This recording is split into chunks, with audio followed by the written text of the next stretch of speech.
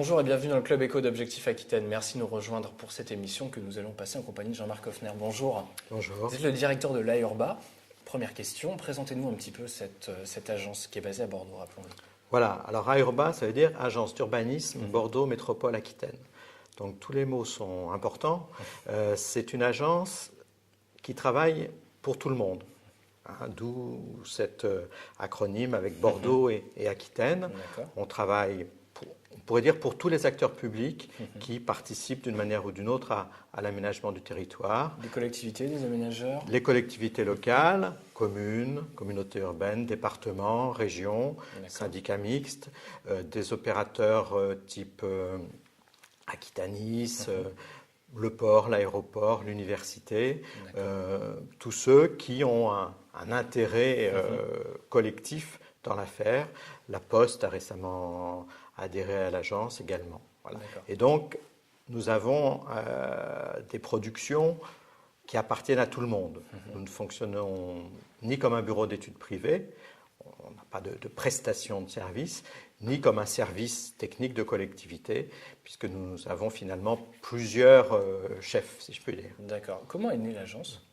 Alors l'agence est née en 1969, on avait fêté nos 40 ans, un peu en même temps que beaucoup de grandes agences d'urbanisme, pour conforter l'intercommunalité, pour accompagner, pour promouvoir l'intercommunalité au moment où les communautés urbaines se développaient, avec l'aval de l'État, qui reste aussi un acteur important dans les agences. Vous le disiez tout à l'heure, le périmètre n'est donc pas stricto au sens bordelais, mais au contraire, il couvre toute la région.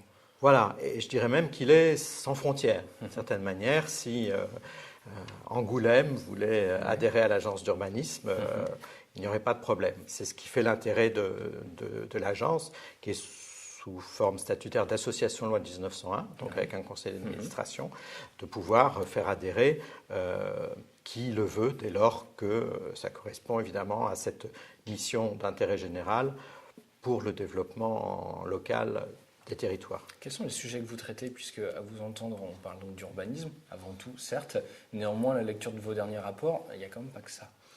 Voilà, alors c'est vrai qu'on a souvent une vision un peu étroite de l'urbanisme. D'abord, on croit que ce sont les architectes qui font l'urbanisme, ce qui n'est pas tout à fait vrai. L'urbanisme, ça peut être construire, mais c'est souvent faire fonctionner les territoires existants. Et donc, nous sommes 75 à l'agence. Il y a des architectes urbanistes, mais aussi des économistes, des sociologues, des paysagistes, des ingénieurs, des environnementalistes, des géographes. Et il faut tout ça pour faire comprendre aux décideurs la manière dont les territoires fonctionnent et la manière dont on peut donc mieux agir sur ces territoires. Est-ce qu'il y a des thèmes récents qu'on pourrait citer durant cette émission sur lesquels vous êtes intervenu récemment? Je crois que c'est notamment le cas pour le Grenelle des mobilités. Voilà, alors on a mis beaucoup d'énergie et beaucoup d'espoir dans cette opération, justement en mettant en avant notre positionnement partenarial. Aujourd'hui, la mobilité, c'est une bonne partie du fonctionnement, je dirais, stratégique de la métropole, du point de vue économique, social, environnemental. Et en même temps, il faut être très nombreux autour de la table pour pouvoir converger sur les problèmes et proposer des solutions. Non seulement les acteurs publics, à différentes échelles, mais aussi beaucoup d'acteurs privés, les entreprises, les salariés, les usagers, qui font partie finalement de la coproduction de la politique, dès lors qu'on va probablement leur demander d'être plus acteurs de ces politiques, en agissant sur la demande de mobilité. D'accord. Est-ce qu'il y a d'autres... La question de l'énergie, par exemple, il y a d'autres sujets sur lesquels vous intervenez? Oui, alors il y a un peu les nouveaux champs de l'urbanisme. Les nouveaux champs de l'urbanisme qui sont beaucoup liés aux préoccupations environnementales. Qu'est-ce que c'est que réduire les consommations énergétiques, d'atteindre le fameux facteur 4 en matière de réduction des émissions de gaz à effet de serre. Donc ça va de ce qu'on appelle la planification énergétique pour trouver les meilleurs endroits pour faire du chauffage urbain, jusqu'à ces réflexions sur la réduction des distances de déplacement en voiture. Il y a aussi tout ce qui tourne autour de ce qu'on appelle aujourd'hui les trames vertes et bleues, c'est-à-dire finalement les corridors, les couloirs écologiques, qui sont là pour favoriser la biodiversité, mais qui sont aussi, de fait, des outils d'aménagement extrêmement intéressants pour structurer les grands territoires.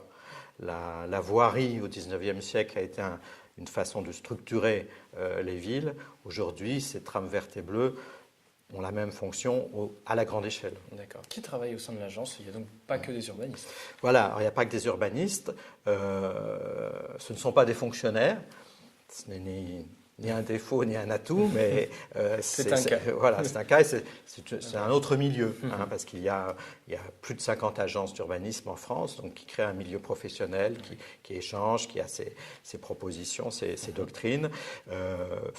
Nous recrutons beaucoup de gens qui ont fait des masters ou des écoles d'ingénieurs spécialisées transport, agronomie. En tout cas, nous favorisons, je dirais, à la fois la pluridisciplinarité, ça c'est un de nos atouts, avec des opérations en mode projet, comme on dit, avec des équipes donc hybrides.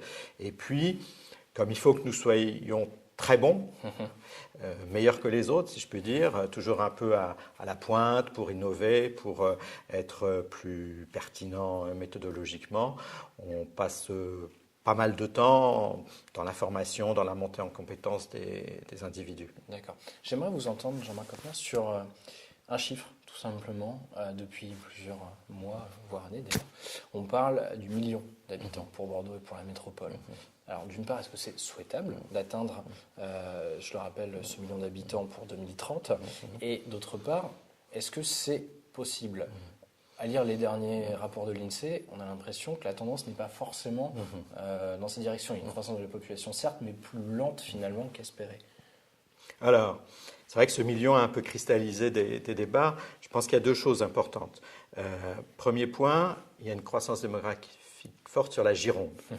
Et là, c'est vrai que le slogan du million, c'est pour insister sur le fait que cette croissance démographique peut être mieux répartie entre l'agglomération et le reste du département. C'est vrai que cette croissance profite, entre guillemets, surtout au reste du département. Il est bon que tous les territoires profitent de cette croissance, y compris pour mieux s'organiser. Mais il est bon aussi, compte tenu des investissements effectués sur l'agglomération, en particulier le tramway, que cette croissance se recentre sur l'agglomération. Actuellement, on est dans un équilibre à peu près moitié-moitié. Voilà, disons que si cet équilibre demeure, je pense que tout le monde aura ce matériau de croissance pour bien travailler.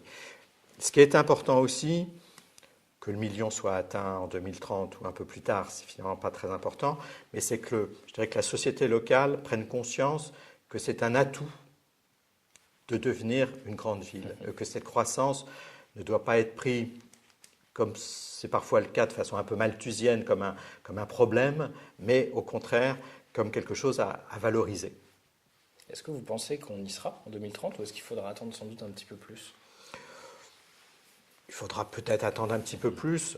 Tout dépend aussi de la capacité justement de la communauté urbaine surtout à proposer cet habitat pas trop cher et développant néanmoins les qualités de ce qu'on attend parfois de la maison individuelle, c'est-à-dire un petit bout de terrasse ou de jardin, des voisins pas trop bruyants et néanmoins l'intérêt de l'agglomération, à savoir une desserte très intéressante en transport collectif, des emplois pas trop loin. D'accord. Jean-Marc Hoffner, ma dernière question sera sur deux thèmes d'actualité, eux aussi, et notamment parce qu'il y a eu des assises du foncier il y a quelques semaines de ça maintenant à Bordeaux. Quand on parle de Bordeaux, on dit beaucoup que du foncier est disponible. On parle beaucoup de questions de densité aussi.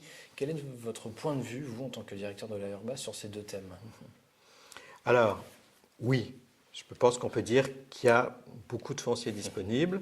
Il y a à la fois du foncier disponible en grande surface sur le centre, dans la ville-centre, ce qui est quelque chose d'exceptionnel en France, d'avoir Euratlantique, les bassins à flot, la rive droite. Là, on a des friches industrielles, portuaires, ferroviaires extrêmement importantes, donc c'est un vrai atout. Et puis, il y a aussi pas mal de ce qu'on appelle le foncier invisible, c'est-à-dire dans la fragmentation des territoires. Donc ça, c'est une réalité.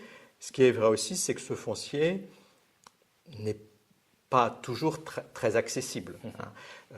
Et probablement, là, faudrait-il que la puissance publique, par des outils divers et variés, arrive finalement à travailler plus sur le long terme, donc à mobiliser ce ce foncier. Mais par rapport à la question de la densité qui est si souvent présente dans les débats, moi je pense qu'on peut faire le pari d'arriver à densifier cette agglomération sans réduire sa qualité, je dirais, urbaine et paysagère. D'accord, sans construire des tours. Voilà. On peut peut-être se permettre de construire une belle tour de temps en temps s'il y a des investisseurs, ce qui est moins sûr. En tout cas, voilà, garder cette ville basse qui fait le charme de Bordeaux. Il y a plein de façons de densifier sans détruire cette qualité. Jean-Marc Hoffner, merci beaucoup. Je rappelle que vous êtes le directeur de l'AURBA, l'agence basée à Bordeaux, donc, mais qui couvre toute l'Aquitaine, en charge entre autres de l'urbanisme. Merci beaucoup d'avoir suivi cette émission. Rendez-vous demain à nouveau pour le Club Éco. Je vous souhaite une bonne journée. Au revoir.